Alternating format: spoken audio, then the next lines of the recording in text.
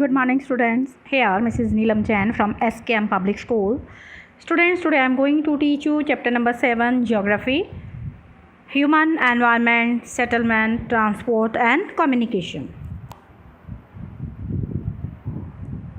Students, in chapter number 1, you have learned that early human beings depended entirely on nature for food, clothing and shelter. But with time, they learn new skills to grow food, build homes and develop better means of transport and communication. In this way, they modified the environment where they lived.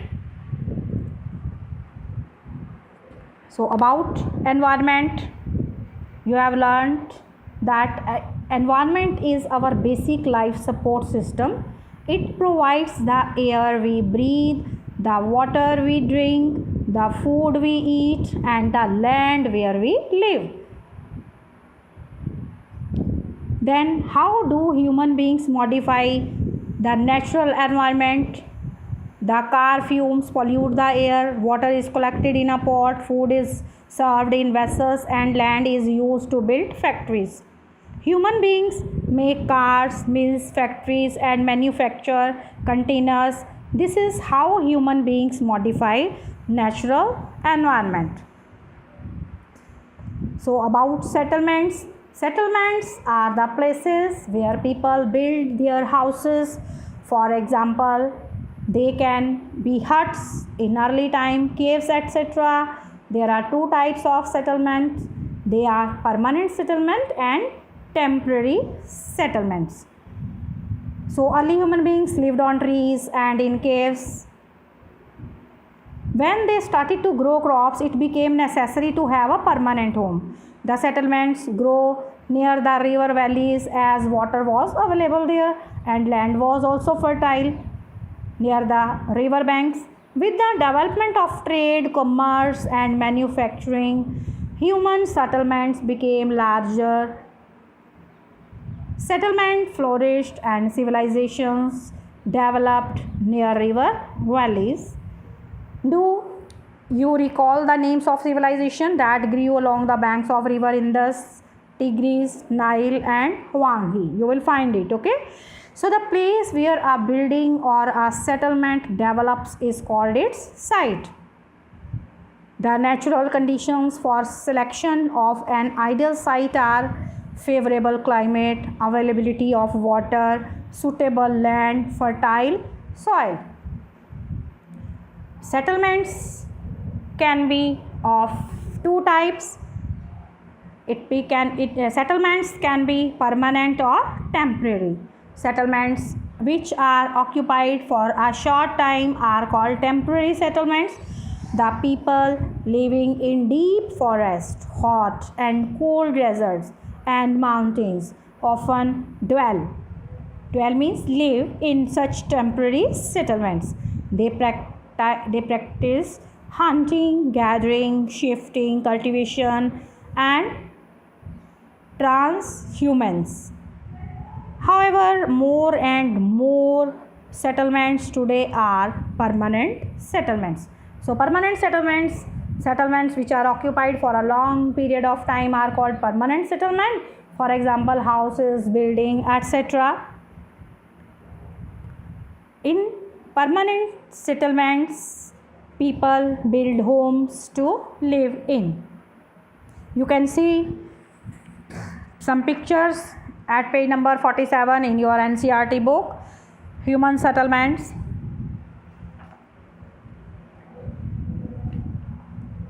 Transhumance means it is a seasonal movement of people who rear animals, जो animals को पालते हैं, move in search of new pastures चरागाहें जहाँ पे वो घास के मैदान, according to change in seasons.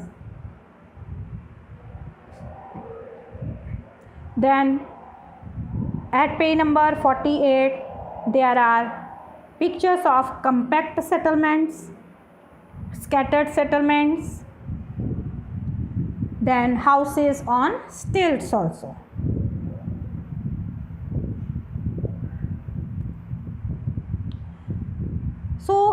The rural and the urban settlements are also there. The village are rural settlement where people are engaged in activities like agriculture, fishing, forestry, crafts work and trading, etc. Rural settlements can be compact or scattered. Let's see about temporary settlements. Settlements which are occupied for a short period of time are called, it is called temporary settlements. Okay, the settlements which are occupied for a short period of time are called, not here it is what, temporary settlements. Okay, for example tents, it's not permanent, it's temporary. Okay, you can correct it.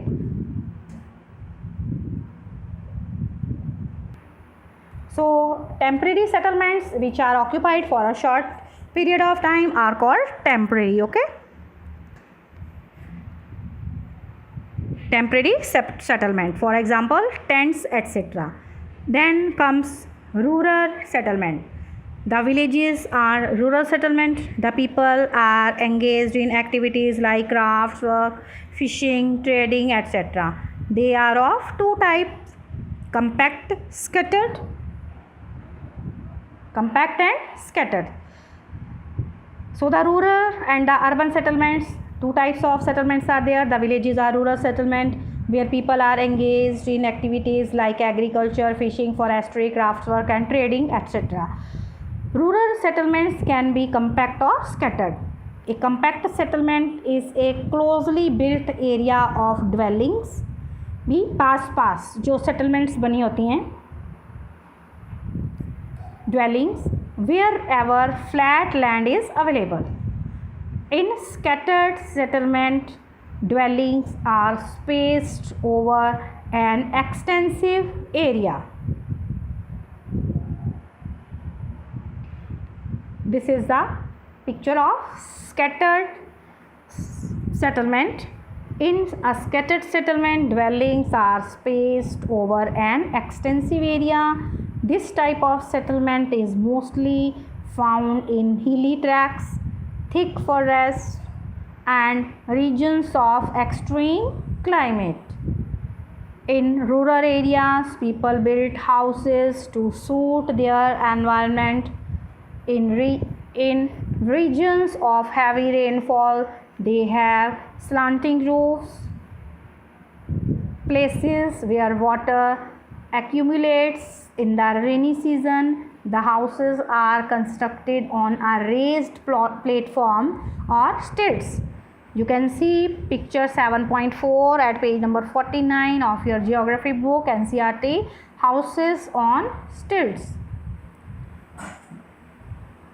These types of stilts are built in the places where water accumulates in the rainy season. The houses are constructed on a raised platform or stilts.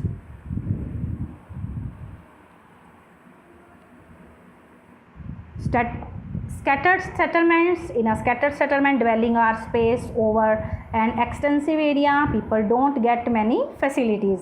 And compact settlements. A compact settlement is a closely built area of dwellings. Wherever flat land is available, people live in a very congested place.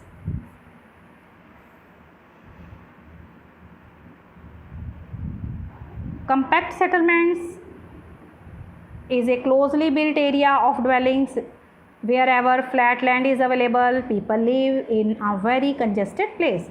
Urban settlements, they are found in cities or towns. Here people are engaged in activities like manufacturing, trading, services, etc. Many people live in urban areas.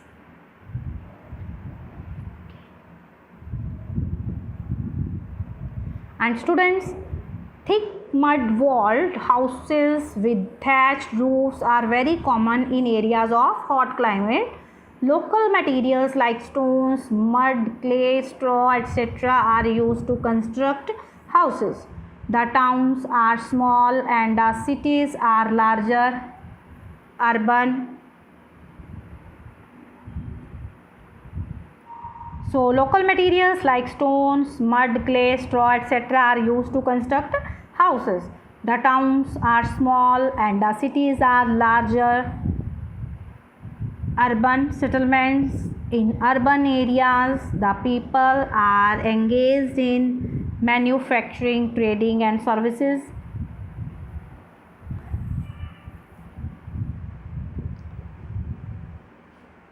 Then transport. Transport is the mean by which people and goods move from one place to another. There are four means of transports. They are airways, railways, roadways and waterways. So transport is the means by which people and goods move. In the early days, it took a great deal of time to travel long distances. People had to walk and used animals to carry their goods. Invention of the wheel made transport easier. With the passage of time, different means of transport developed, but even today people use animals for transport. Okay, it is for transport. So even today people use animals for transport. In our country, donkeys, mules, bullocks and camels are common. In the Andes mountains of South America, here llamas are used, as are yaks in Tibet. The early traders from other countries used to take several months to reach India. They took either the sea route or the land route. Aeroplanes have made travel faster. Now it takes only 6 to 8 hours to travel from India to Europe. Modern means of transport thus saves time and energy. Students, you will list the different modes of transport used by the students of your class while coming to school. This is your work. So here four major means of transport are roadways, railways, waterways and airways. So we will read about these four major means of transport in the next video. So till then, stay alert, stay healthy, and whatever is taught today, please read from your NCERT book, chapter number 7.